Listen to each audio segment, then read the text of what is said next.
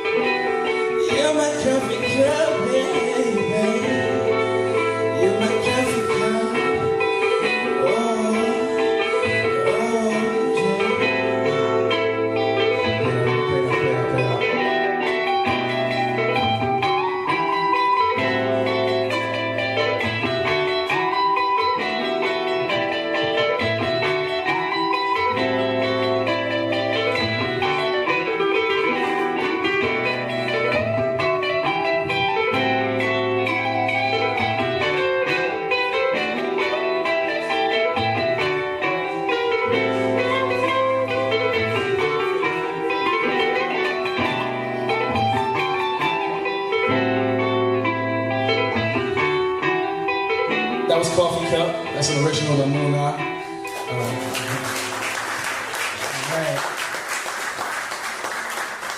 All right.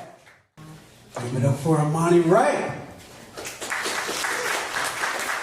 More on guitars.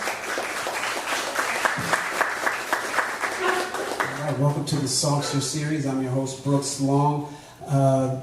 This event is all about getting you, the audience, to know your local talent. And there's so much talent in Baltimore.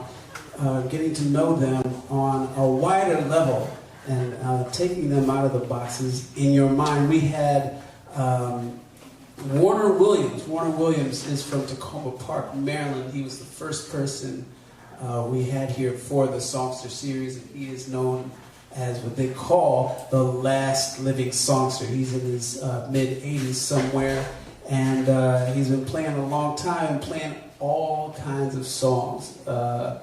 And songsters is kind of a loose term for people who knew a wide range of material. And it used to be thought that was just certain musicians, but now they're doing more research and thinking more openly, and they're finding out that most musicians were this way before they walked into a recording studio. Because if you think about it, if you're around before recorded music, you don't have a way to hear anything you want automatically. Someone has to play it for you. So someone has to, on the spot, boom, just know what song you want and what style and things of that nature. And that was a real plus. Instead of being a confusing thing. Nowadays you might hear someone say, well, you do too many different things, you got to kind of hone it in. That was not the point back in the day. So anyway, I say that songsters are still around. You just have to look and listen for them. They are on the national scene, they're on the regional scene, and they're right here in your city. People like Imani Wright. So, we'll get right into it. Before we get started, I've been watching Brooks Long since I was like 15 years old. And I'm 19 now, and today I'm meeting him in the flesh, so I'm trying to not be a fan. You know what I mean? He called me from the old people's home. And asked me if I wanted to have him in there, and I told him as soon as I got my teeth, I'm ready to go. Just let me shine my teeth out real quick. I got you. First of all, that song again was called Coffee Cup. Coffee Cup, yep, available on all platforms, yes sir. Sweet. All right. Tell me where you're coming from with that song. Well, can I tell you how the song was developed? Sure. So Moo and I, I was first started gigging really seriously, I'd say last October. I've been doing music since I was like 7. That probably was going to be a question later, but I answered it now. Yeah. I've been doing music since I was like 7, and I started really doing my own, gigging with my own material around last October. So I was in school at the time, and I got this gig, and it was 2 hours long. I'm thinking, it's going to be a breeze. But then I said, well, I only have a DJ and a drummer. I thought that was cool at the time. It turned out to really suck. So I see Moo one day, never saw the dude, has a guitar. I'm like, well, let me take my chances here, bro. I say, do you play the guitar? Obviously, you got a guitar right next to him. But that's just, a conversation starter. Boom, bada bang. We have this show. We start freestyling, da-da-da. Fast forward, 4 months later, Mo and I have finals the next day. We're up until 5 a.m. working on music, right? We're listening finals to where? Finals and we went to a school in Pennsylvania. No free publicity. So we're listening to this song, we're dissecting it, right? And we're like, yo, what is this? What were we playing here? And word by word by word, we wrote it down. Boom, Coffee Cup happened. And honestly, man, the song is, I think it's symbolic of, I don't drink coffee, but I know a lot of people came and started their day without their coffee, right? So it's symbolic of having someone there as like a crutch. You know what I mean? You're telling them, listen, I cannot start my day. I cannot leave. I don't want to leave because you're my coffee cup. So I need some of you before I get going. That was the PG version, right?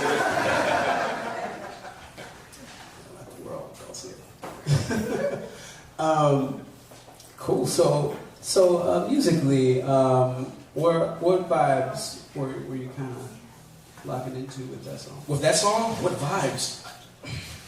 Well, Moo had the acoustic, I had the piano, and I'm pretty sure we were suffering from sleep deprivation at the time. So the only vibe, a lot of good stuff happens. Yeah, that's when a lot of good stuff happens. So I guess the vibe I'm going for, man, is is sexy a vibe? Is that a vibe? Yeah, it is. So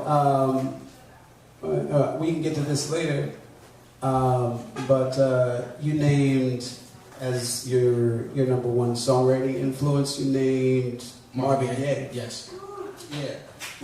Would you say there was some Marvin Gaye in Coffee Cup? You know what?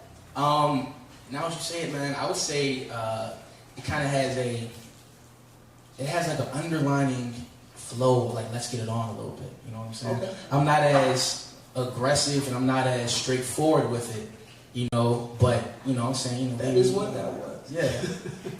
I've been really trying, baby. Yeah. You know what I'm saying? You're my coffee cup, baby. You know what I mean? So. Y'all see that comparison? Y'all, I gotta go deeper into that. Let me go deeper into that. I feel like that was on the surface. It's always, yeah. So, please. You know, let's get it on. If you guys are familiar with the song, as you know, Marvin Gaye telling another female, well, let's get it on. Trying to hold back this feeling for so long. And in Coffee Cup, wow, man, I'm just making this comparison on the spot right now.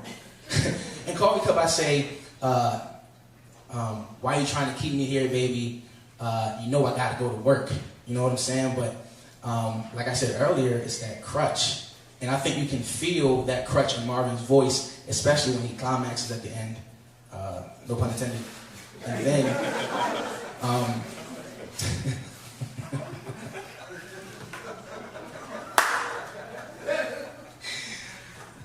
very well could have never had your best friend sitting in the front when he knows all your jokes. And when I kind of do the, you what gets me going, mate, you what gets me going, mate.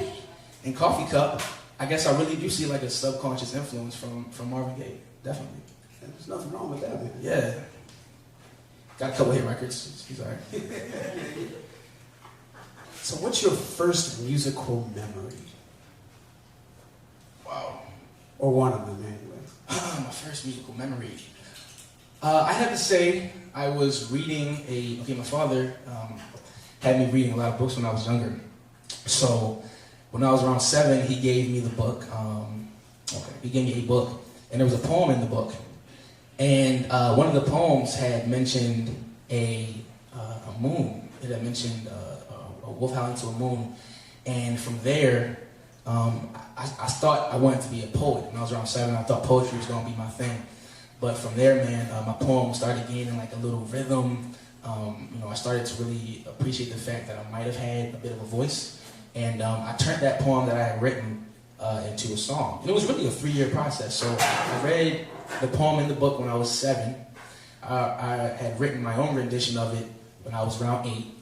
2 years later, they were holding solos at my middle school, right? I never sung a solo a day in my life. Sang or sung. I had never sung a solo a day in my life. And sung, right? Yeah, so I go up to audition, and all I have is a hook, and I'm winging the verses. I get home, before I got home, the solos were already posted later on that day, and I had gotten solo. So I got home, and I didn't remember a single verse I sung. I was auditioning, right? So it took me like 2 weeks to write the song, and when I was 10, I finally performed it. So that's one 3-year long memory. I guess that was my first memory. All right, okay. Yeah. What about, so music was always in the house as you were growing up? Music was in the womb before I was even here. Yeah. There's an article that the Baltimore Times had written about me, and they asked me about my jazz influences and whatnot, man. My dad always told me that he was playing. And your dad is here tonight? He's somewhere, yeah, right there in the way. Okay. Proud Papa right there. What's your name? Jeffrey. All right. Someone was asking, "Did your parents come tonight?" And I was like, I don't know. What are you gonna tell them? Who asked me if my parents were here tonight? Those are my parents right there. Yeah, who are asked. But where was I leaving with the story, bro? What was I talking about? The womb. Yeah. So yeah, apparently my dad was playing Miles Davis's Tutu album for me when I was in my mom's womb, man. And I guess it's no coincidence today. He's one of my top 3 influences. Yeah. So music was always in the house. Yes. All right. So I guess so Miles was also, I guess, in addition to being something that that was around, I guess it was influencing you as well. Yes, you were soaking it up. Mm-hmm. So some of your other first favorite songs that you listed "Ain't No Sunshine" by Bill Withers. Yes. It's a big old one right there. Uh-huh. "Take 5" by Dave Brubeck, Uh-huh. which is Right. a cool one to listen to if you're a kid, because it's different. I wouldn't go. You gotta think a little different about that. "Sweetest Taboo" by Sade. Yes. Yeah. Let's talk about all of those. Let's talk about "Ain't No Sunshine." What does that do for you? "Ain't No Sunshine," man, by Bill Withers, man. Well, it has a sense of, it brings a lot of memories for me too, man, because my dad played that in the car a lot when I was going to school, in elementary school. So it was the first time I really heard the use of repetition. But I think I was gaining an understanding of not the laziness in the writing. It wasn't lazy writing, man, but it was the emphasis of the inflection in his voice.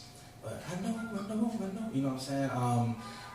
What he was trying to say to her, I think, and the song was so short, but it was so impactful to me, musically, when it comes to the rhythm, the lyrics, his passion, and his passion is not shown through volume, it's shown through very visible and audible pain that he's feeling in the song. But not only is there this pain, no pun intended, man, amongst the clouds, there's still some sunshine again, because it doesn't sound like he's just totally hurt, because I feel like the woman he's speaking to in the song will come back, but he's saying there ain't no sunshine when you go, but I don't feel like she's gone for forever. So it just really showed me there's not one way to do it, you know what I'm saying? He wasn't like Luther Vandross, he wasn't loud with it and demonstrative, but he displayed his emotion, he displayed his feelings in 2 minutes and 12 seconds beautifully. Yeah, Bill was, everybody is unique. He was uniquely unique, just a laid back guy that kind of got discovered a little late. And by that time, he was doing the things, and he was doing. It was very simple or simplistic, but it doesn't mean that he wasn't working real hard at it. Right. There wasn't craft to it. Mm-hmm. Is in my head, and it's fantastic. He's great. Yeah. "Take 5" by Dave Brubeck. And that's in 6/8, right? No. 5. That's in 6/5. And I think, what is Paul Desmond's "Take 10" is in 7/10? Something crazy like that, right? I'm sorry, we're talking about time signatures here. So, and you can probably explain it better than I can. And "Take 5." Mook can probably explain it better than I can. But if you go ahead. Wow, all right. So, Tom, now you want to go explain it? But I'll interest you. Okay, I'll try. If you listen to the melody, you might not think you know the song "Take 5," but you probably do. That's kind of the rhythm, and then you'll hear over that saxophone. Yeah. So if you count that out, They called it take 5 because you're counting to 5 before you kind of start over again. Like a lot of songs start with like 1, 2, 3, 4. Well, this one's actually 1, 2, 3, 4, 5. So 1, 2, 3, 4, 5. 1, 2, 3, 4, 5.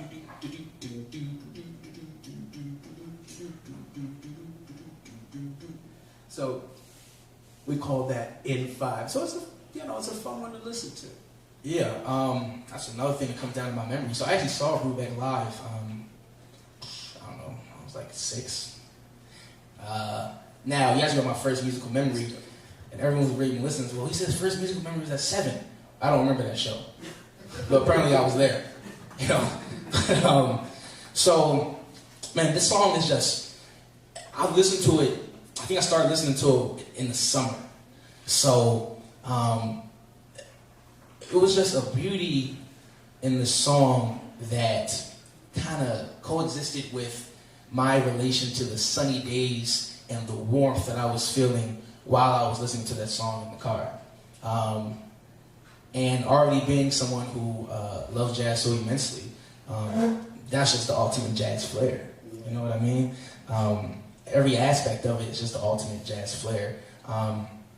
I thought for a long time that take 5 meant take a break, until I started really studying music and whatnot. But it's jazzy. It's different. I think it's a bit innovative, really, and I just associate it with a great time in my life.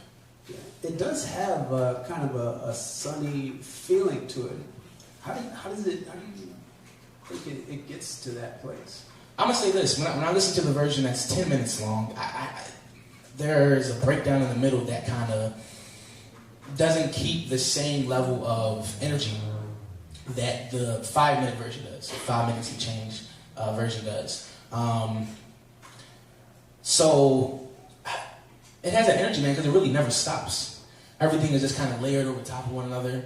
The drummer, everybody seems to be having fun during the song too. It's even a little playful. Like I can sit in my house and just whistle that or hum it all day long.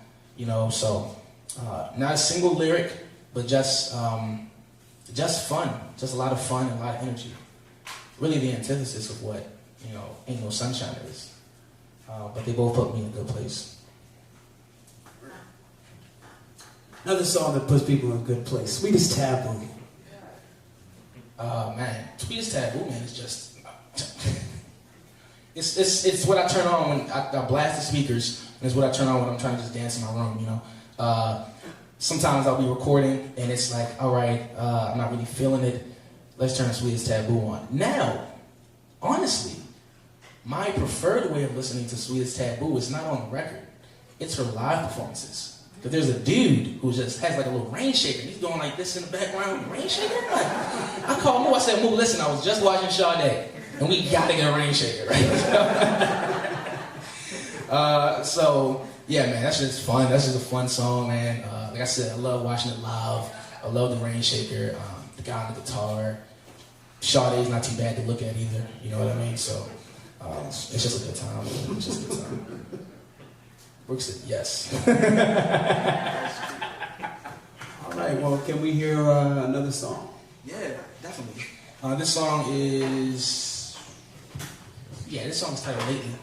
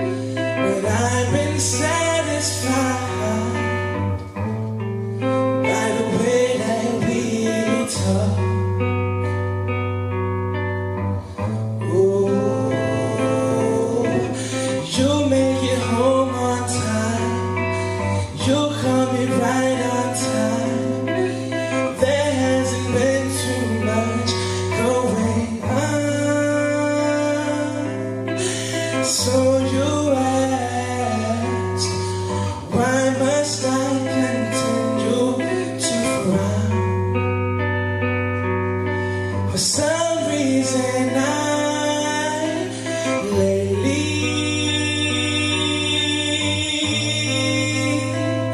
I've been hurting again.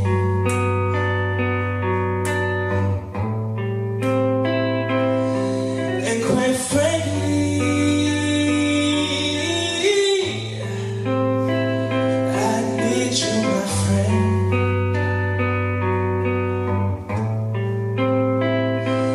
Don't let these down moments play so deep in your heart. Yeah, don't let my down moments break us apart.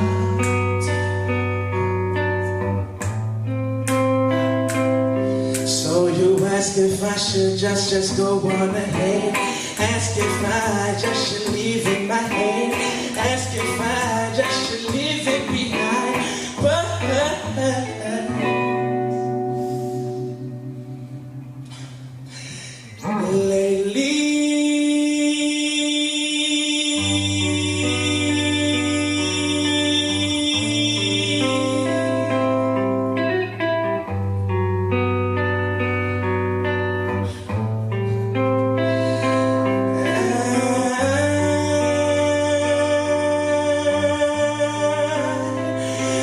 been hurting again.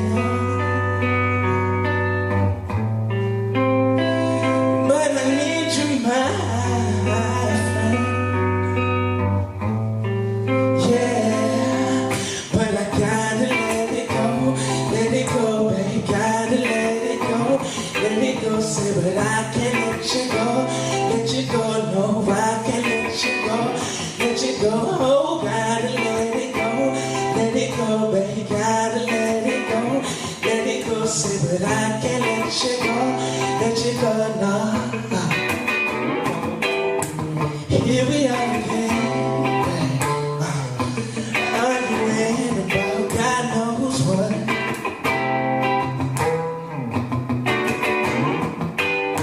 But I've been satisfied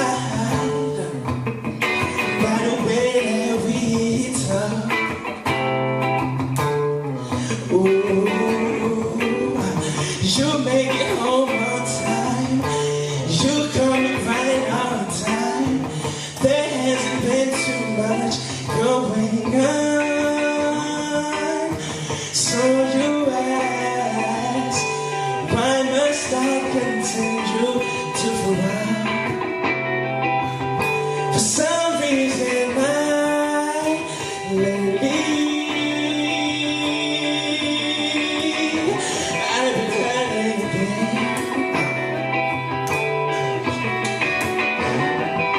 And quite frankly, I need you, my friend. That's all, right? So what? But I gotta let it go, baby. Gotta let it go. Say that I can't let you go. No, I can't let you go. Oh, gotta let it go, baby. Gotta let it go. Say that I can't let you go. No.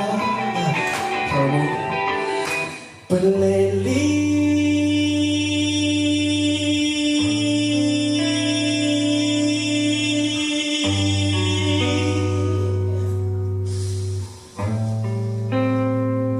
I've been hurting again.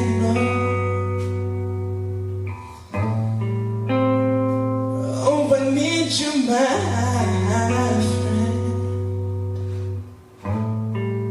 Yeah. So lately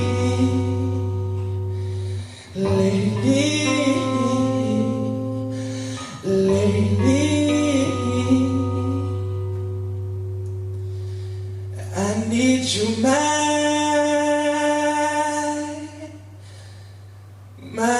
friend.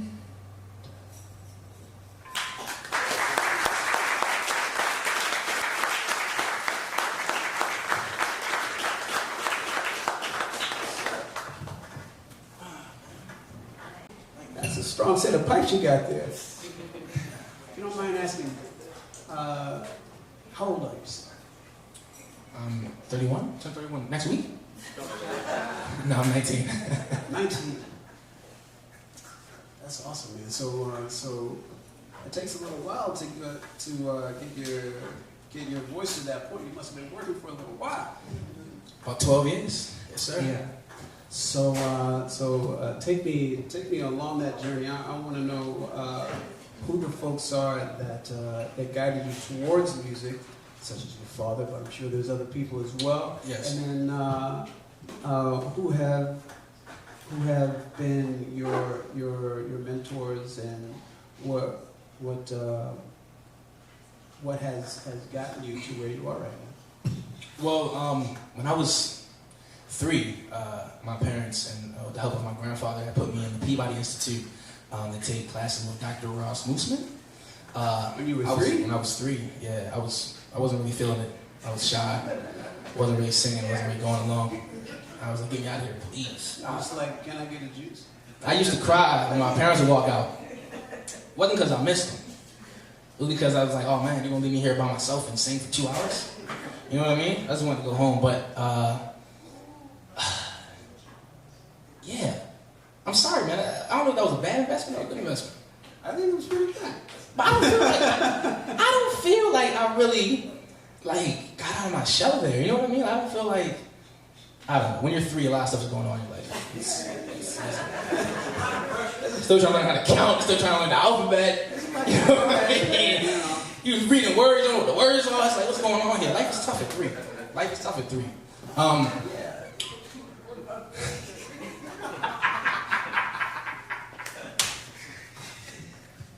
Side note, man. Used to things a little earlier than other people, and you also you started your training path quite early.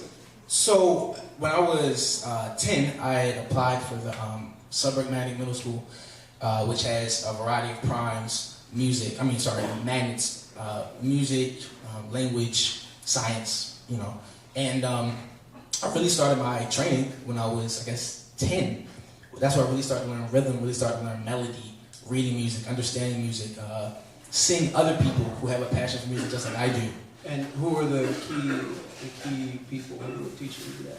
The key people, I had my band instructor, Mr. Mitrov, who I don't talk about often, but he was very, very stringent, man, very tough. I don't think I would be where I was today as far as playing the saxophone in the studio as well as I can if it wasn't for him, man, because we had something called, it was like a system of best and worst, straight up. So if the person was better than you, they were 2 chairs above you. If they were worse than you, they were 2 chairs to your left, 3 chairs to your left, you know, depending on how the line went. So I had a friend named William at the time. And William, I was 2nd chair, William was 1st. And that irked my soul every single day. I loved William. I said, man, I can't let this, I just can't sit to him 1 step below. Mr. Mitrov came to class one day and said, listen, if you guys want to be better, you got to be better than the person to your left.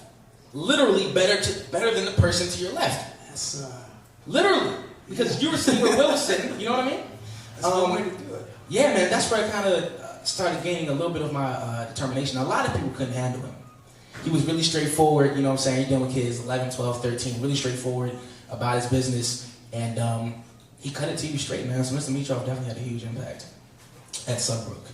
Fast forward a little further, I went to Carver Center for the Arts, and I studied vocal music there. I studied opera, Italian, French, Spanish, British English, old British English, which is so different. So you can speak those languages. You can sing those languages. I can sing them, man. You know what I mean? But if an Italian walked in here right now and started talking to me, I'm done. I say, hand me one of those drinks. I wouldn't tell it to the Italian. I would tell the bartender I need a drink. This bartender happened to be, and that's okay. The bartender happens to be Italian? I don't know. Oh, I thought you said that. Sorry. No. Oh. We're talking about that. Yeah. And then, when I was in high school, I didn't get into Carver my first year, you know, so that gave me a lot of fire too. Got in my 2nd year, I struggled a lot, man, because, you know, when you got kids who have been studying these languages for a year, and this is your first time studying these languages, man, I was thrown right into Italian. You know what I'm saying? Who is throwing you into that?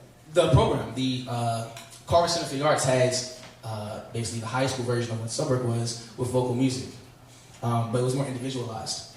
So I'm being thrown into German, being thrown into Italian, and you know, I'm getting these vibes like, man, these people think they're better than me because they can sing Italian. No. You just learned how to do it last year, all right? Give me some time. So, there's a lot of competition in what? You kidding me? Luke knows all the stories, man. You know the crazy stories. Like, from there, sounds like football. It's boxing. Yeah. From there, man, I went to WNO, which is the Washington National Opera. Did 3 weeks stint up there. That was very tough. I was very depressed for like a week. The other 2 weeks, I was feeling good. It was good food. Went to Z-Burger, got myself a lot of cheesesteaks, and that was a great experience. Yeah. And then I did Peabody from the age of 15 to 17, and there, you wouldn't talk about my major influence, Mr. Long. My major influence, man, was Carol Cadby Miles at the Peabody Institute. I mean, the way I sing today, those, as you referred to them, pipes that you heard on that last song, all the credit to Miss Carol Cadby Miles at Peabody Institute. If you have a kid who's interested in singing opera, and if you can't get him to Peabody and everything works out, man, I would urge you to go to Miss Carol Cadby Miles. Beautiful human being, beautiful spirit, but one heck of a teacher, and you know, really developed me vocally. That's only if you think I sounded good. If you don't think I sound good, don't go there.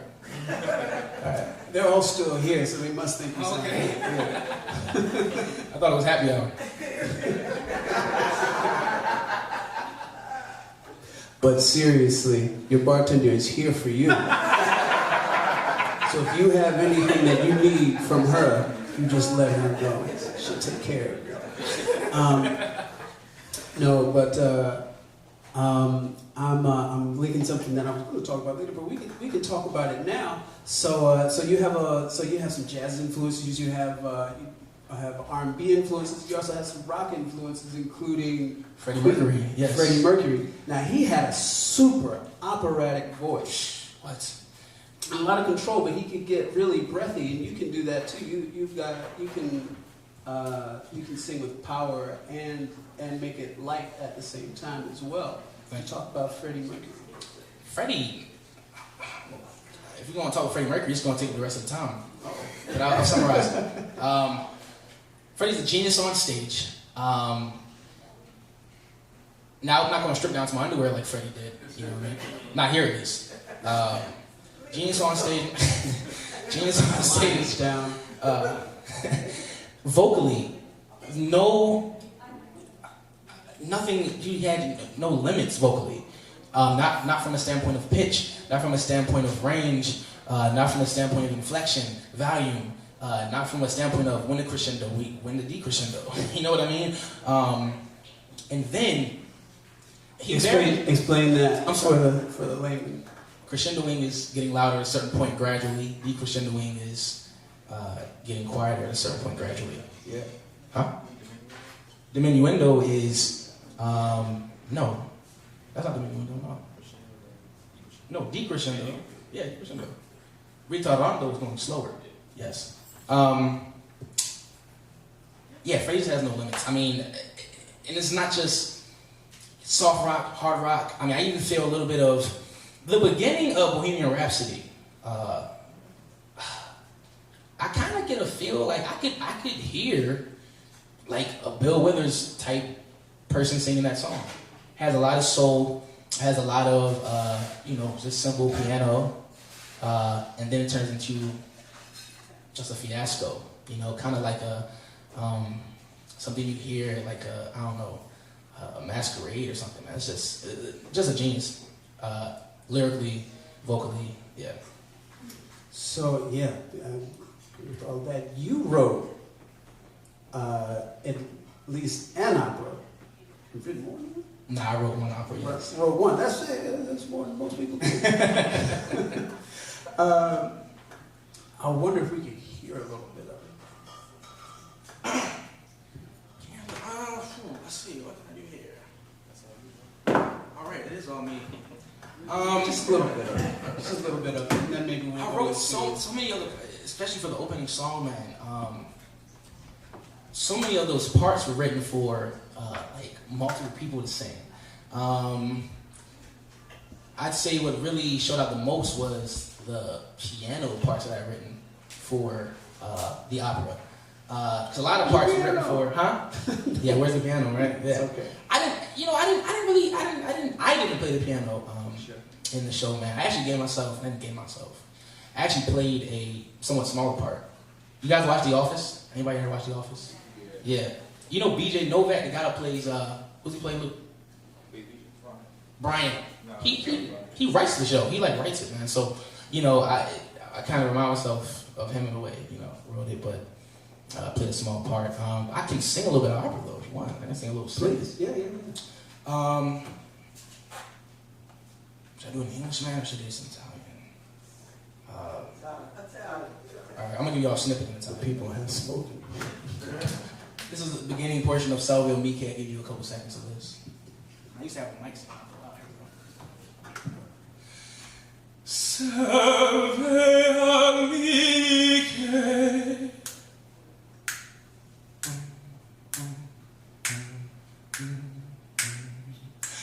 Salve amiche, o prosepiante, fido almeno del mio cuore, fido almeno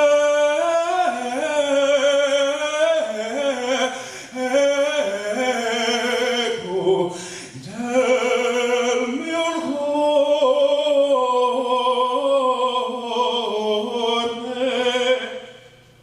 Yeah, I was a little bit something to me.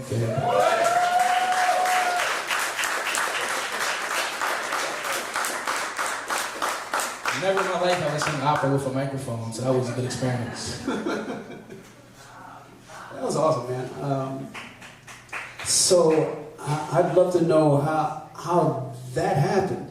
So first of all, I don't know many people that can both write and perform their own opera. So you know, kudos to you. Thank you. It was stressful, man. Yeah, for sure. Yeah. Check it out. When Channel 11 interviewed me about it, right? The adults I was working with were like, well, we don't want the other members of the crew to feel like they have to always respond to you because it's yours. So I'm on Channel 11, they're asking me questions about it. I'm like, yeah, it should be a good show. Yeah, I'm having a good time. But no one knew I had written it until the day of the show, which was kind of crazy. Yeah, it's ridiculous. Yeah, it was actually performed at the Opera House of Baltimore, which Wow. was a crazy experience, man. Yeah. And how old were you then? I was like 15. 15 years old. Yes. Not too bad, young man. Thank you. All right. So can we hear another song with Moo and you? Sure.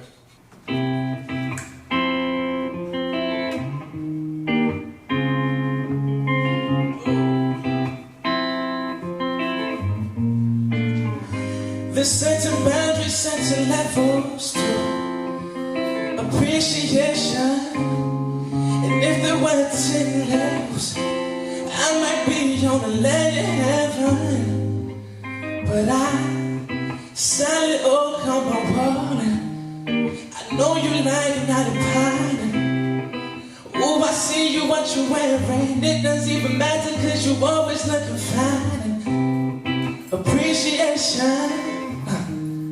Appreciation time, it's paragraph day, it's February 14th all the time. Appreciation,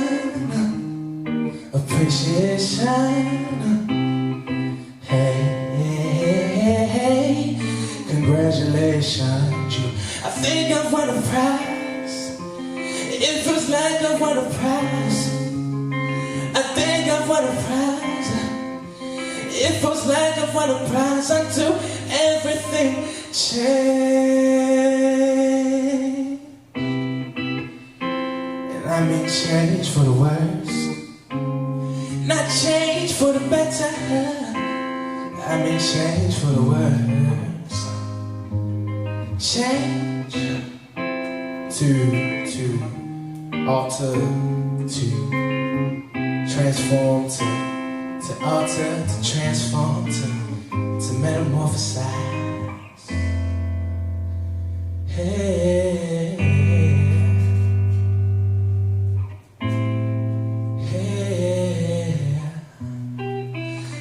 I know I'm living in a fantasy, something that I've made up in my head. I know you've been gone for a while, and you said to you one day, but I'm still in such denial about everything. So in denial about what I've been doing. No, you know why I still struggle every day. I still struggle every day with the realization that it's all broken. Hey, and I can feel it all coming back, and I can feel the feelings coming back, and I can feel the hurt coming back. I can feel it coming back. Oh, I can feel it coming back. Oh, it hurts so. Oh, it hurts so. Oh, it hurts so. Yeah. Yeah. Ooh, appreciation. I need to show you some appreciation. Let's bring that word down. Some appreciation.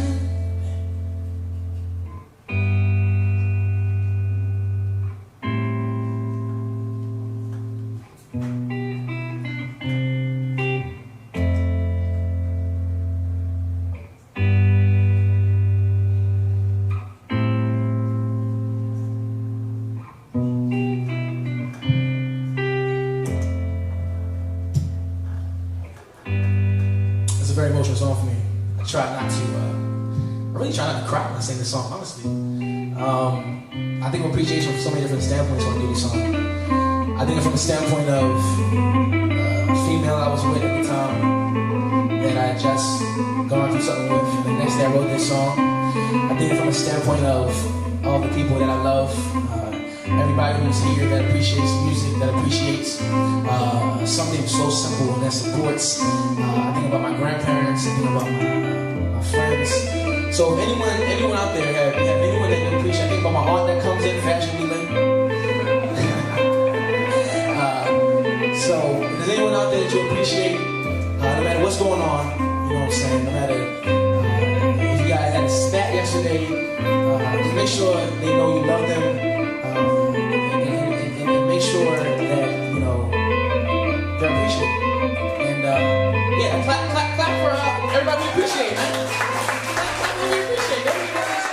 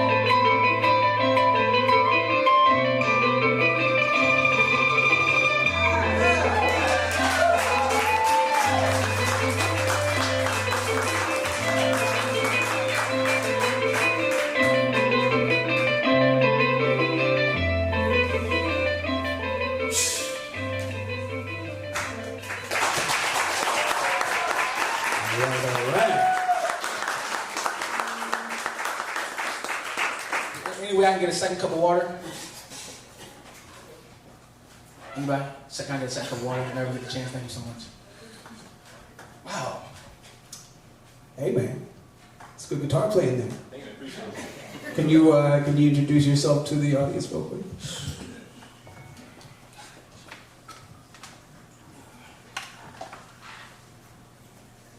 What's your name, sir? So for those of you who don't know, my name is Mumar Muhammad. Everyone calls me Mo for short. I'm just looking to singing in the back. And Elijah, what's going on? Zaina, what's up? What's going on? Molly's family, what's up?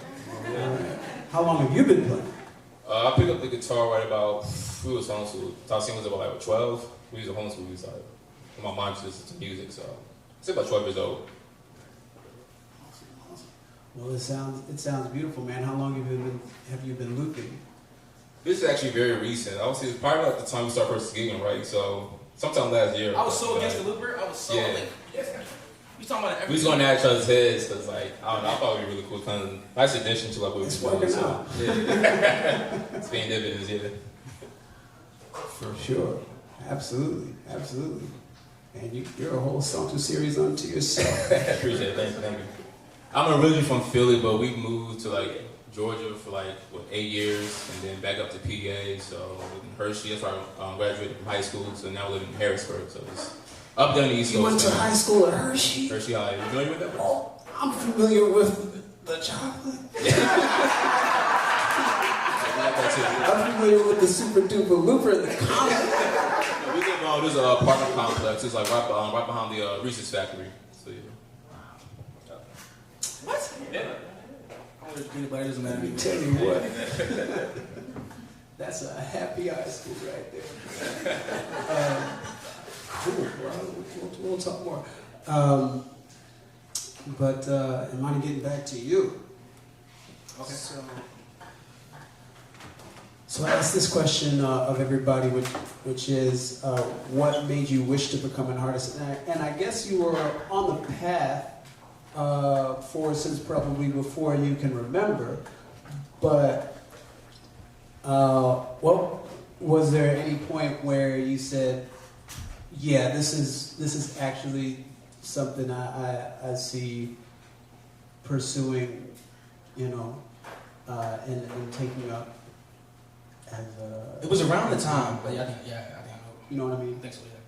It was around the time, man, when I really started winning a lot of awards. Johns Hopkins University awarded me with a Outstanding Performance Award in music. I was honored by the Peabody Institute as one of only 2 honor students, 2 teenage honor students in their honors recital, which was real big for me. From Carver Center for the Arts, I won the Male Singer Award, which was huge for me, man. Definitely because of how much I struggled in the beginning, and then to struggle and then to win the highest awards you can win for a male singer at that school was just very humbling for me. And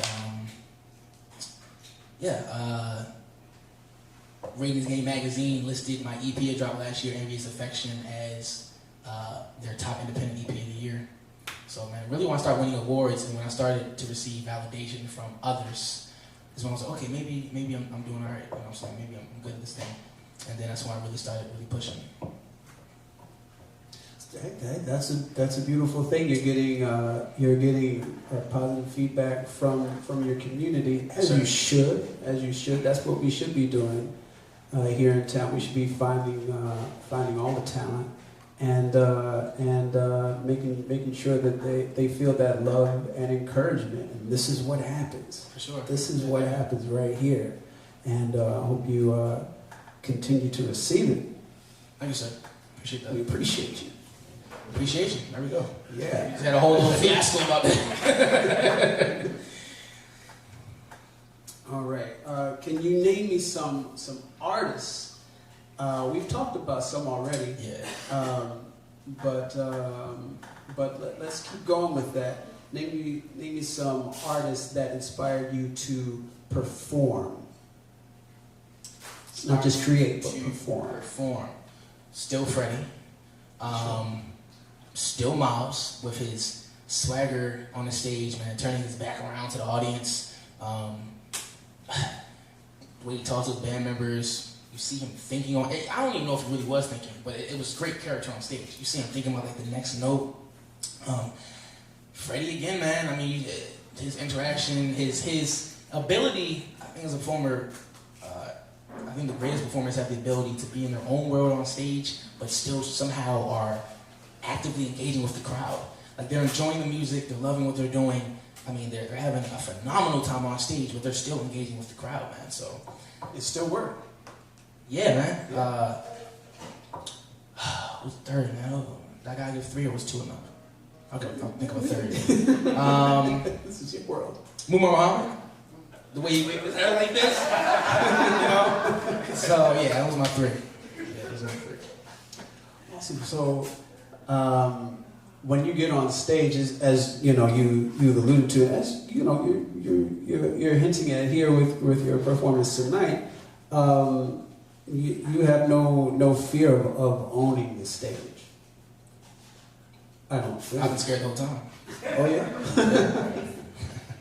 Nah, man. I mean, I've always been told perfect preparation prevents poor performance. So my father's been telling me that my whole life, man. So as long as you know you're prepared and you know you've done it enough and you're dedicated to it, man, what's there to be nervous about? What are you gonna do? Mess up? If you do mess up, move on to the next gig. Unless you become a meme, just quit. You know what I mean? Unless your performance goes viral, your bad performance goes viral on YouTube or Instagram, just you know, keep on going. Yeah. But even with that, there are some people who are, you know, not afraid, and then there are people who are able to draw people in. I think that's what you're talking about with people like Freddie Mercury and Miles Davis and things like that. People like that. I think if you have the ability to draw people in, I think automatically you're not afraid. Because I think what most of the fear comes from in this whole music thing, performing live thing, most of the fear comes from the judgment. So if most of the fear comes from the judgment, how or why would I try to engage with you? Why would I bring you closer to me when my shield would be staying away from you? Because you are the fear. You're the crowd. You are within fear. So I think intrinsically, if you lack fear, you can't have any fear to engage with the crowd. So I think the lack of fear and the engagement of the crowd go hand in hand. Okay. Well, I will say one of your influences, Marvin Gaye, hated performing. He was a wonderful performer, but he was really tense about it. He didn't seem to enjoy it, but somehow he was still able to draw people in. I'm forgetting the name of the live album. Maybe it was Marvin Gaye Live. Is just really powerful. But you know, in those interludes, you can tell he's nervous. And this is a man who had, you know, hits for at least 10 years at that point. I mean, I still get nervous for every show. What did I say, man, before we started? I said I was nervous. Moose said, I am too, but don't worry about it. I said, all right. So, you know, I mean, it happens. It's like work, man. I think nervousness for a performer is like a Monday morning for a 9 to 5, man. You don't want to go, but you know your paycheck's going to be tasty on Friday. You know what I'm saying? So, you might be nervous. Hope so, right? You might be nervous, man. You might be anxious. But, you know, it comes with the territory, and it's fun because I'm sorry? Yes, ma'am. They say, why? Oh no, you don't seem that nervous, man.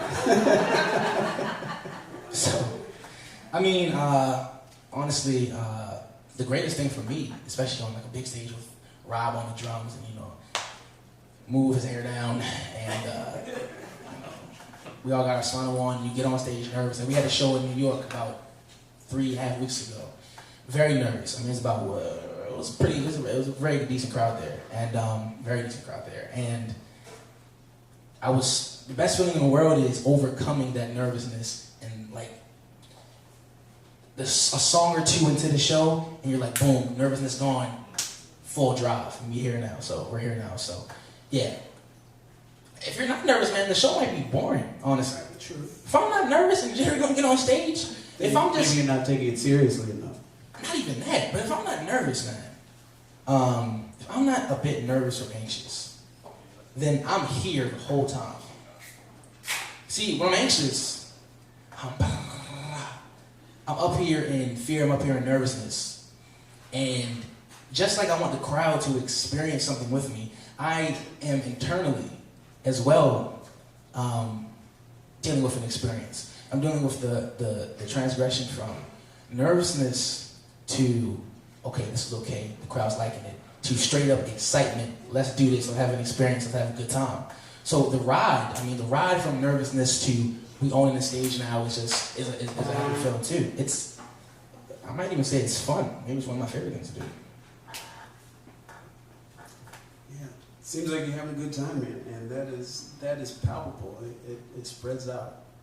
So, what influences have you gathered since becoming a musician? I guess more to the point, what are your more recent influences? Who are you listening to these days that are really inspiring you, and or are they inspiring you in new ways? There's no joke. I listen to Moo. I listen to Frank Ocean a lot because he's fearless from the standpoint of, man, I'm gonna do this thing differently. You guys are gonna like it, you're not gonna like it. You know what I'm saying? His last album, Blonde, were there any drums in that album at all? Maybe one song? No drums, right? His album, Blonde, has no drums on it. This is a studio album. You know, there's a lot of independent indie soul albums that have no drums, maybe because they can't afford a drummer, don't know how to use the beat pad, you know what I mean? But this dude is a Grammy award-winning artist, you know, and he went out and put an album out with no drums, and I think it's beautiful. Frank lets himself lyrically and lets himself vocally. He just lets himself go. He doesn't do anything to try to make it sound like radio quality. It is quality as far as the engineering and the production, but he doesn't do anything that's like, okay, yeah, it's gonna really fit on the radio, or yeah, I'm doing this song for people to jam to in the club. And you can, like, biking, I think I could jam the biking, you know, at a party or something, but I don't think it was written for that purpose, you know. So everything he does is just so genuine, and I think that's why I try to show my music, man. It's just genuine, straight up, raw. This is what I am. This is what I'm trying to give to you guys. That's what I'm trying to portray. So Frank, Moo lets himself go in his songs too, man. Talk about the ultimate experience. He has a song out called One Option that is like a 6-minute, 30-second experience from top to bottom. And it's a 6-minute song, and you feel like you're in it for 20 minutes, but it's not a dread for 20 minutes whatsoever. It's a 6-minute, 30 seconds song that is like, okay, I'm here. I enjoyed that experience. Let me get back in line for the next roller coaster. You know what I mean? And that's what I try to give people too, you know, with the climaxes in my music. And sometimes I take my song lyrically to a place you might not expect. Or you might think I was talking, I have a new song called Home, where I'm using triple and quad entendres, you know what I mean? Like, so the motif of the word home can be, you know, translated. Triple and quad Entendres, yeah. Entendres. Your father is an English professor, right? He is, yeah. Just making sure. Yeah, man. So, yeah, Moo, Frank, and I say Chance the Rapper, man. Chance is just fun, you know. You guys don't hear it tonight, man, but you guys won't probably, I don't know if you will or not, but I make this sound in my music a lot. It's like, you know, and it's kind of like my thing. That's how you know I'm feeling the song. You hear the, it's like, okay, Monty, you really feeling this in the booth, you know what I'm saying? And, you know, Chance lets himself go like that all the time, too. So Chance, Frank, Moo, and those are kind of like my top 3 listeners. What I'm listening to right now, yeah. How are they? Is there anything new that you are discovering from listening to them? New that you are finding in your work through listening to them? I think from listening to them, my work. I think from listening to them, my work is what it is because of listening to them. You know what I mean? So I think before the process even begins, subconsciously, maybe even sometimes consciously, it already is mixed within the project. So it's not like it's not like I think I do it sometimes consciously, I guess, because sometimes I'll just listen to Frank, or I'll just listen to Moo, or I would have just listened to Chance, and then I'm like, okay, I'm ready to perform, I'm ready to record now, I'm excited now, let's do it. So, I don't know, man. I think I'm really big on originality. So, you know what I'm saying? So in no way am I really ever, I'd say, copying what they do. But I'm just highly influenced by their concepts in the music. You internalized what they're doing. Yeah, so Chance's concept of having fun on the track. I'm going to make the noises I want to make. I'm going to say what I want to say. Hey, I think he has a song that actually said that. Frank, I'm going to put no drums on the album, and I'm going to just show y'all my voice. Moo, I'm going to take y'all through an experience. You think I'm going here, but I'm going there. But I'm going to still keep it musically pleasing. You know what I'm saying? I'm going to still be your ear masseuse. I'm going to still give you a pleasurable experience, part of it. Ear masseuse. Ear masseuse. That's a song. Yeah, I tried writing it multiple times, just gets goofy. Is that true? I start doing like this in the booth. All right. So can we hear another song? Do we have a song? Yeah, definitely.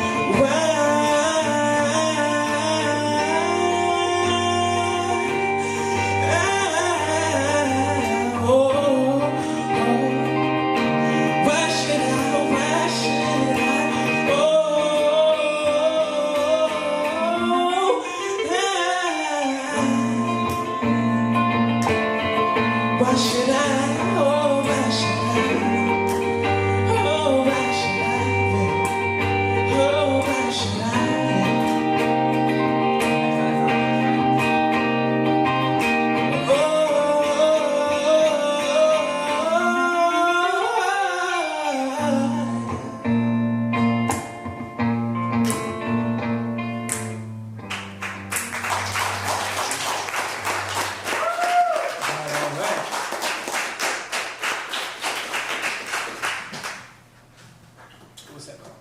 That was called Why Should I? Yeah, I'm debating putting that on my next project. I'm not sure, but I was titled Why Should I? You guys enjoy that one? Yeah. Cool. I didn't feel like that was a real applause, but thank you. It helped my self-esteem a lot. You know? Thank you.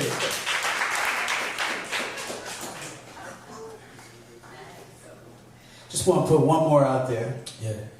MJ? You know, I used to hear that so much when I was younger, but what about him? Like, do I sound like him? Or? I think... I can't moonwalk, so don't expect that from me. No. Stage is not big enough for that tonight. We don't have the moonwalk stage tonight. But I'm not got pink loafers either. So I wouldn't say that your voice particularly sounds like him, but your mastery of dynamics, and again the airy yet strong quality that you can have in your vocals remind me of him.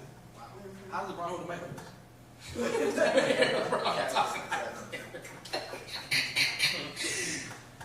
That was so overwhelming. I had to make a joke because that really just overwhelmed me. Like, what you doing?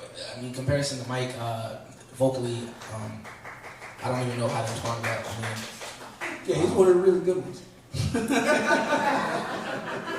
Is it? Yeah. Somebody actually told me right outside there, tried to have this 20-minute argument with me about why he wasn't one of the greatest, and I just let him speak. I don't know what's about that. Right, exactly. Yeah, Mike is Mike, man. I mean, if you're talking about entertainers and you just say, how about Mike? Everybody knows you're talking about Michael Jackson. You know, what's the guy who sings Careless Whisper? You're not thinking about that, Michael. You know what I mean? So, what's his name? Yeah, George Michael. Yeah, you're not thinking about that one. So, yeah. Yeah, he can. But so he is an influence. Oh, no, Mike is really. There's blue guys there to wear the sandals tonight. I've been like clutching my toes all night over here trying to stop that. Mike, I mean, I love Mike, man. I mean, listen, I was so into Mike. My dad had a leather jacket, and I bought some Jeff Hardy gloves, right? If you're not familiar with Jeff Hardy, sleeves, I mean. Yeah, you know what I'm talking about? Yeah. The wrestler? The wrestler, yes. And I tried to act like I was from the top rope? Yes. Crazy. So I bought some Jeff Hardy sleeves. My mom got them from WWE.com. And this is when I stopped believing in Santa, because I said, I just saw that on WWE.com. So I bought the Jeff Hardy sleeves, and I had the leather jacket. And I couldn't put no zippers on. I wasn't that inclined. And my dad wouldn't put no zippers on his jacket either. So, you know, I love Mike from just a standpoint of his creativity, his voice, his impact on the world, his everything, his style, his flair, the glove, the socks, the moonwalk, his innovation, Jackson 5, his beautiful songwriting. I mean, one of the most known songs in the history of the world. No pun, well, not pun, but We Are the World. You know what I mean? So getting all those musicians together, you know, and it being from his mind, you know. Legend has it Stevie's supposed to write that song, but they said Stevie takes too long. So yeah, so Stevie sits on stuff. Yeah, Mike said that he and Lionel Richie played tag around the house all night. So that's what I try to do with Luke now when I try to write my songs, you know, play tag in the house. No, I don't really do that. Please don't believe that. Please don't believe that. So yeah, I love Mike, but he's not like a direct musical influence. No, he's not. Sure. Yeah. But I do think that he's someone that recalls you in that vocal mastery, but also it seems like you guys are you know, straddling similar worlds. He you know, obviously everybody knows he, you know, started with a strong R&B background, but you know, he loved opera too, and he was good friends with Freddie Mercury, and he was produced by the great jazz arranger Quincy Jones, and he was also, for a good while, he was deep into rock music, deeper than almost any of his R&B contemporaries. So I think you guys are you know, you're in similar areas. I mean, He doesn't have to, I'm not suggesting that you go out and make Michael Jackson now. I just had I had a moment. I was watching the Beat It music video on my head just now, so I had to look straight forward for a second. I mean, if you watch what he's wearing in Beat It, if you listen to Beat It, it's highly rock influence, man. Especially the guitar in there. You know what I mean? So, you know, yeah, he definitely can. I mean, when you have that ability, why wouldn't you straddle across multiple genres? You know what I'm saying? If you can do it, you can do it, and you can do it well, and you're a genius like Mike. You know what I'm saying? I mean, but again, like you, he was he had to be himself and really assert himself as a unique person to be able to do that, because not everybody wanted him to go in those directions. There's a story that before Marvin Gaye had written What's Going On, the album, Sure. apparently he was on vacation, and you know, Barry Gordy was born in. Yeah, Gordy called him, and he was talking to him on the phone, and he was like, man, you know, I think I'm gonna write a conscious album.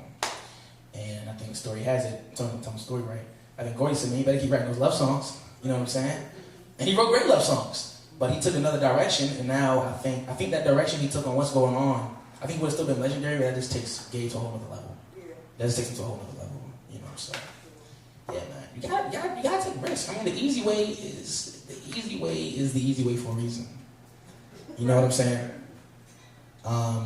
It's the easy way for a reason, man. It's easy to get to. So how much is it really worth if it's easy to get to? Yeah. That's all I got. It's worth a lot for a lot of people.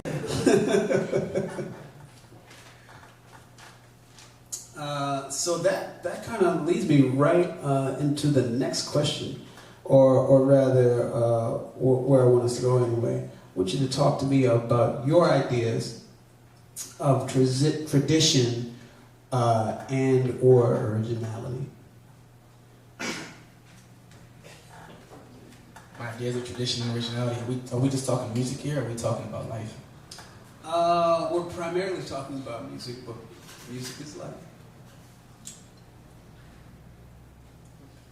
As you realize, Moo and I didn't do one single cover tonight, and there's a reason for that. We've been edged on many times to do covers, you know what I'm saying? But we feel as if that's not the genuine, like I know, that's not the organic way, I think, of growing as a musician. Doing something that was already in place for you, doing something that was already there, man, and you know what I'm saying? Like a copycat, kind of. You know, you add your own flair to it, but it still wasn't written by you. The idea still wasn't created by you, and I think you can't really grow that way. I really think, personally, I mean, some people can make it that way, but I don't think you can grow, and I think life is all about steady growth. I think the great Muhammad Ali said, if a man at 30 or 20, whatever he says, thinks the same way at 70, then he wasted 50 or 40 years of his life. You know, so originality is important. I think tradition is important from the standpoint of, tradition is important in life. I don't know how important tradition is in music. I think tradition, because tradition within itself means something that has been happening over a period of time, and it reoccurs because this is the tradition. I don't think tradition is important in music. I think if tradition was important in music, and I think if that was in the forefront, I don't think we would have, I don't think to this day we would say, oh, this is a new sound. Oh, this sounds new. Oh, this is, I've never heard this before. You know what I'm saying? So if we follow tradition in music, as far as the actual song is concerned, I don't think it's that important. If you go to a hip-hop show and you see some graffiti and some breakdancing, yes, that's great. If you're at a metal show and there's a mosh pit going on, that tradition, that's beautiful. But the actual music itself, nah, not that important. Nah. But originality is important. Tradition, I'm going to push back a little bit. all right.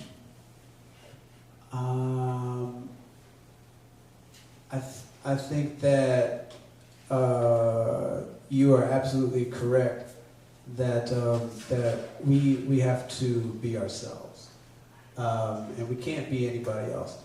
But who we understand ourselves, who we believe that we are, and who we are striving to be, exists within a certain context, one context or another, or really an intersection of a bunch of different ones.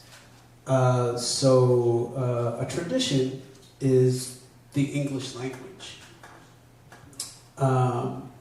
And you know, it's great when somebody uses the English language in a different way, and you know, is able to find something within the context of the English language to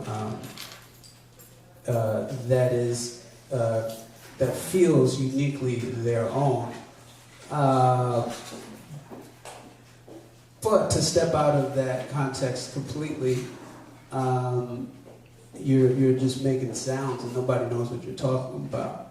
So I think, and this is just my opinion, I think that you are tonight working within a certain set of traditions that you are adding to, and that you are contributing to it. It's not that that you are being dictated by them, by your you are through them allowed to be free. I think that people get really bogged down in it has to be this way because this thing is this. But we know that in music there is this songster tradition where people know lots of songs and wrote songs and also did covers of songs. But whatever they did, they brought themselves to it. And if they didn't do that, then you're not special, if you're just a carbon copy of what somebody else does. Well, like I said, what I mean? Tradition, as I was saying, I said tradition is not important, I think, within the music itself. I think, in a way, I guess you can go back to maybe medieval times where we didn't use lyrics per se, but we just used a lot of sounds. Language, I don't know if language is a tradition within itself, but I think it's looking at it from a different standpoint than I was. As tradition is when it comes to genres or, like I said, externally, outside of the actual song itself, I think it's very important. But, like I said, what would you consider tradition within a song? Is it AB form? I wouldn't consider tradition within any one particular song. I think we're talking about... not within a particular song, but just in the realm of songs, period. Well, I think when we're talking about different traditions, we're talking about genre traditions, like, we're talking about rock and R&B and country, and back in the day, we're talking about Irish ballads, and we're talking about. But are we talking in song or out of song? Yoruba. What's that? Are we talking in song or out of song tradition? So are we talking, like I said, are we talking tradition from a standpoint of genre, where graffiti and hip hop, people rap in hip hop? You talking about culture? Yeah, we talking about the culture of it, or are we talking about the actual music? I'm talking about someone like Frank Ocean. Okay. This is a great example of someone who I think is I see him as within a tradition of R&B, but R&B always has drums. But for his last album, he took them out because he wanted to do something different. And that thing is made that music special, makes that music special. Still within that tradition. He changed it. For him. He made it work for him, for that album. That would go back to the originality then, right? Because his change is the originality. This is why I like this question so much. His change is the originality. What he did to it is the aspect of originality. I don't think him changing it is parallel with the But he tradition. didn't change everything. You know what I mean? So the context is mostly still there. So he followed the. I mean, if we're going to use Frankie, I know you're using Frankie examples, so I'm not going to delve too deep into that. I guess following. I guess when you choose a genre, I guess you follow a certain structure that I guess I would suppose would be considered the tradition of the genre. I think if you label your music with a genre, I think it has to have some kind of tradition behind it, right? So I see where you're coming from a couple different standpoints. But that's just a 10-minute digression right there. There's a 10-minute pushback. Okay. But I do think it is important for all artists to think about tradition. You don't have to think of yourself as a traditional artist. But it's important to understand context wherever you are. And there's always a context. I agree. I mean, even when it comes to certain things like writing, especially writing in the business world, you have to know your audience. You have to know what they're looking for, what are they into. How should I word it this way? What language should I use? So knowing your audience is part of tradition as well. So yeah, this is going forever. I'm going forever about this. I'm gonna text you about this. Awesome. I like it. I don't think we've reached any conclusions, and I don't think we're supposed to. But I love asking this question. I think it's an important question. Right. Not all important questions are answerable. Mm-hmm. So can you give us one more? Is this the last one for the night? Yeah, this will be the last one. All right. Unfortunately.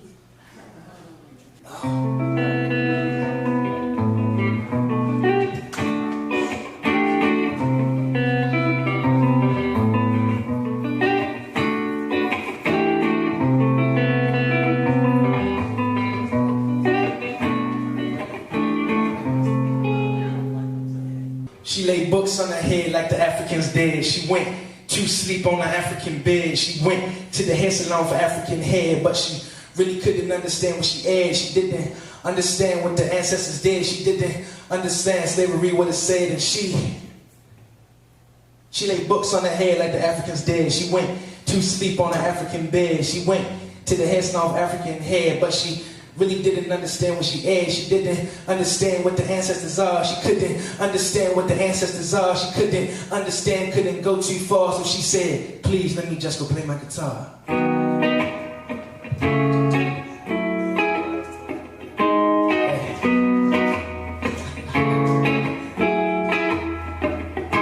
She laid books on her head like the Africans did. She went to sleep on the African bed. She went to the hair salon for African hair, but she really couldn't understand what she had. She didn't understand what the ancestors did. She didn't understand slavery, what it said, and she understand what the ancestors do. And she really couldn't understand when it's true. She couldn't understand what the ancestors are. She couldn't understand what the ancestors are. She couldn't understand, couldn't go too far. So she said, please let me just go play my guitar. Okay, let me teach you something new about the Zulu family. Something new, something different you don't see and they don't teach. Let me tell you something about this other country trying to copy themselves from the free, but 30 years under the life expectancy. So can you tell me please, man, how are we so free when 40 years ain't nothing? 40 years ain't nothing. Grandsons living without their grandfathers cuffing, and then it's just a norm, it's just a norm, it's just a norm. But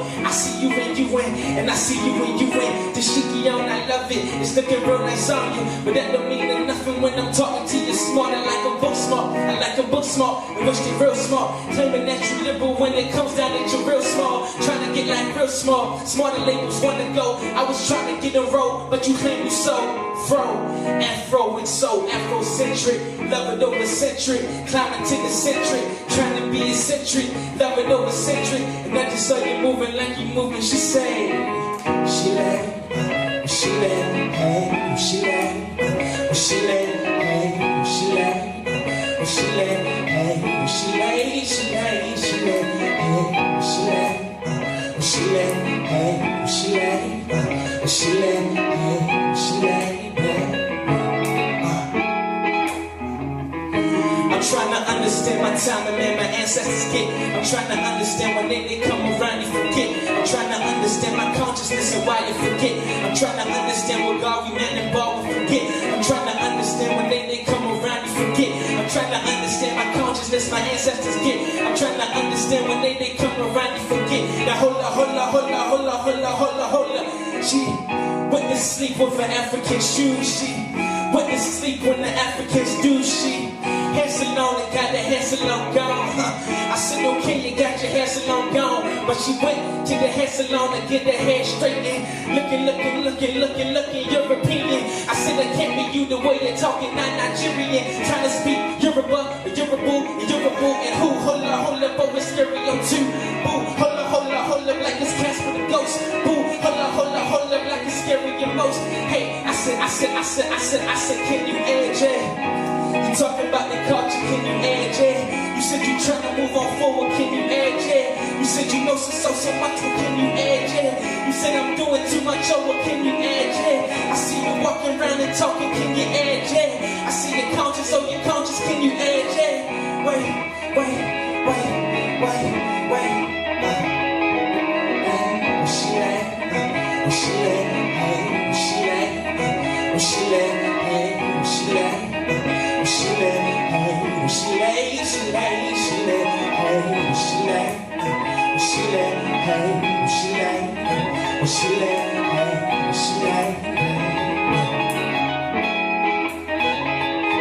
She laid books on her head like the Africans did. She went to the hair salon for African hair. She went to the hair salon for African hair. But she really didn't understand what she did. She didn't understand what the ancestors did. She didn't understand slavery when it said that she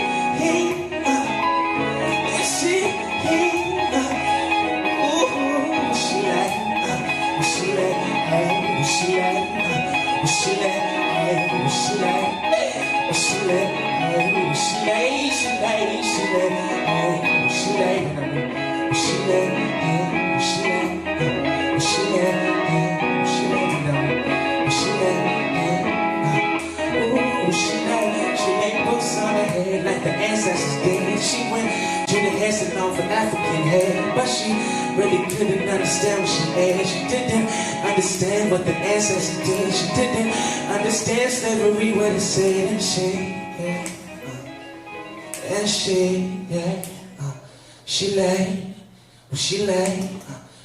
lay, All right. Ladies and gentlemen, Imani Wright, 19 years old for this man, has a bright future ahead of him. Yes. Bright future ahead of him. And a bright present too, I might add. Well, thank you so much. If you guys want beautiful. Yes, sir. If you guys want to find me, you guys will find me as Imani Wj Wright. So what you see on there, but in the middle, WJ. You can find it anywhere, Google, YouTube, anything. So Imani Wj Wright. Yeah. And I appreciate you having me tonight, man. This was I appreciate you. I appreciate everybody that came out tonight. Thank you so much. All right.